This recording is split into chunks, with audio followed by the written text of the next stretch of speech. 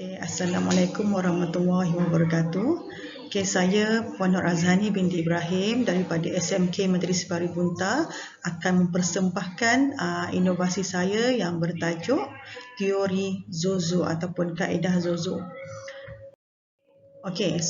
Saya ambil tajuk daripada buku teks Matematika SSM tingkatan 4, tajuk penaklukan logik, dan saya perkenalkan, saya keluarkan satu teori yang dinamakan sebagai teknik Zozo supaya murid senang ingat nama ni. Zozo ni senang nak ingat. Jadi sinopsis daripada teknik yang saya lakukan adalah sebenarnya daripada pemerhatian saya, murid mengalami masalah untuk menghafal formula yang melibatkan susunan ayat dalam pernyataan, akar, songsangan dan kontra positif.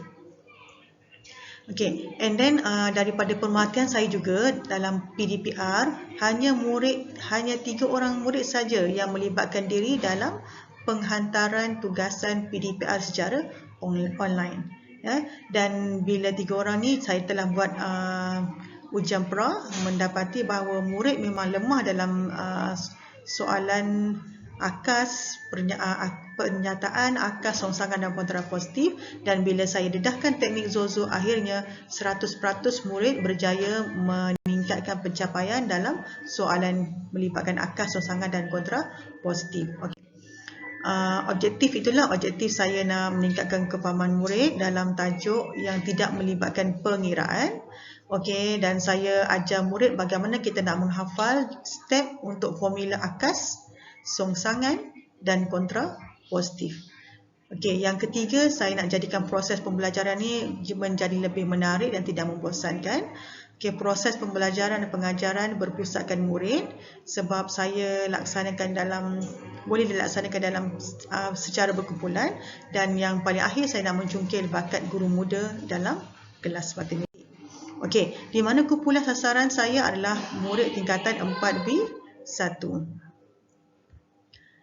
Di mana ini adalah murid kelas kedua dalam tingkatan 4 di sekolah saya.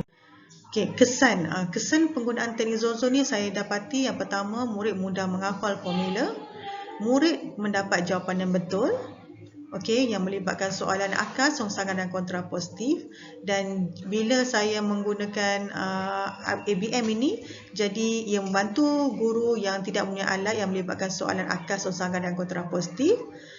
Murid mempunyai alat bantu mengajar yang menarik perhatian murid, dan juga murid mahir membuat soalan sendiri yang melibatkan akas, songsangan dan kontra positif. Ini adalah soalan tambahan yang saya buat dalam ujian pra dan post.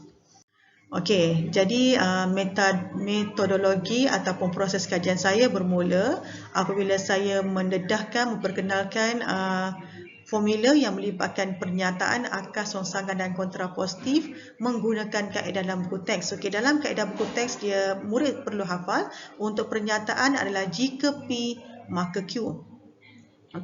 Untuk akas pula, murid perlu songsangkan P dan Q. Jadi murid kena hafal jika Q maka P. Untuk songsangan pula, murid perlu menghafal jika songsangan bagi P maka songsangan bagi Q. Kontra positif pula, murid perlu terbalikkan songsangan bagi Q dan songsangan bagi P. Jadi ini adalah ada idea asal dalam pendekatan untuk mengajar pernyataan, akas, songsangan dan kontra positif. Jadi saya telah membuat ujian pra pada murid 4B1 dan saya menganalisis ujian pra. Dan ini ialah markah ujian pra bagi 20 orang murid tingkatan 4B1. Markah penuh ujian pra ni ialah 15 markah, dan kita perhatikan markah yang paling tinggi ialah murid 14, 11 markah, dan murid 20, 13 markah, di mana 11 dan 13 ni adalah murid yang melibatkan diri dalam PDPR. Yang lain murid tidak menghantar tugasan secara online walaupun mereka melibatkan diri secara online. Apakah sebenarnya teknik Zozo yang saya perkenalkan kepada murid? Kaedah yang sama dengan kaedah buku teks, cuma saya menggunakan perkataan Zozo supaya mereka mudah menghafal. Untuk pernyataan, susunan pernyataan, akas, songsangan dan kontra positif, saya menyuruh mereka menghafal menggunakan teori mnemonik, okey, menggunakan simbol PASKAL, di mana ilham daripada filem Pascal. Dan bila saya sebut Pascal, ramai murid teruja, ya, saya sudah tengok filem Pascal. Jadi murid mudah menghafal mnemonik tersebut, PASK. So P adalah untuk pernyataan, A adalah untuk akas, S adalah untuk songsangan, K adalah untuk kontrapositif. Okey, jadi kaedah yang sama jika X maka O. Okey, hanya untuk pernyataan yang pertama jika X maka O, dan zozo kedua adalah untuk songsangan, di mana zozo yang kedua mesti ada negatif X, negatif O, di mana negatif murid perlu mengetahui negatif dalam kaedah dalam tajuk penaklukan logik adalah sebenarnya songsangan. Jadi songsangan bagi X, songsangan bagi O. Okey, bagaimana dengan akas dan jika? Bagaimana untuk akas dan kontrapositif? Akas dan kontrapositif hanya perlu crossing saja daripada maka turun ke bawah, X pergi turun bawah jadi X. Jadi teori ini murid perlu menghafal seperti silangan tali kasut. Nampak tak? X, X, O, O. Lepas tu O turun ke bawah jadi songsangan untuk O. X turun bawah jadi songsangan kepada X. Dan untuk kontrapositif, mereka perlu copy paste bulat-bulat macam ini. So murid dah ada idea senang. Zo, zo. So zo untuk pernyataan, zo untuk negatif adalah untuk songsangan. So ini adalah kaedah yang saya perkenalkan kepada murid. Okey, and then selepas itu saya melaksanakan ujian pos dan mendapati kalau dilihat pada markah ujian pos, markah penuh ialah 15, majoriti murid yang tidak mengikuti kelas PDPR ataupun tidak menghantar tugasan PDPR, saya dapati markah murid melonjak dengan sangat tinggi, iaitu nilai tambah hampir 10, 12, 14, 11 dan 10. Dan peningkatan meningkat 100% lah, ke semua murid menunjukkan peningkatan yang ketara. Okey, and then ini adalah graf markah ujian bagi ujian pra dan ujian pos. Kalau kita lihat di sini, setiap murid menunjukkan peningkatan yang ketara. Ada murid mendapat kosong dalam ujian pra, dia langsung tak tahu apa-apa. Bila saya perkenalkan teknik zozo, mereka boleh menjawab soalan, mendapat markah 14 daripada markah penuh 15 markah. Markah penuh ialah 15 markah. So 1, 2, 3, 4, 5 orang berjaya mendapat markah penuh. Okey, and then saya menyemak dan membuat rumusan jawapan bersama murid, dan akhir sekali saya telah memberi ganjaran kepada murid yang menunjukkan prestasi markah yang paling tinggi dalam ujian pos.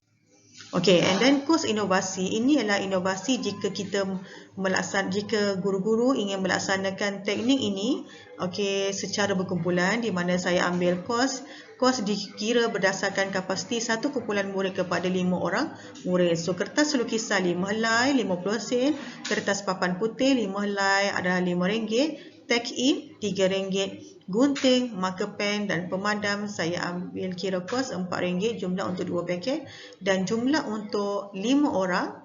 Okey, satu kumpulan 5 orang, 5 darab 4, 20. Jumlah untuk satu kelas ialah hanyalah RM14.50. Ini ialah bahan-bahan yang diperlukan dalam inovasi saya untuk melakukan kaedah secara berkumpulan. Okey, ada juga guru-guru juga boleh melakukan inovasi secara alternatif, di mana tidak perlu melakukan secara kumpulan sebab SOP, jika melibatkan SOP dan murid ramai, guru-guru hanya perlu memfotostat soalan ujian pra dan pos, dan hanya perlu perkenalkan kaedah ini menggunakan papan putih.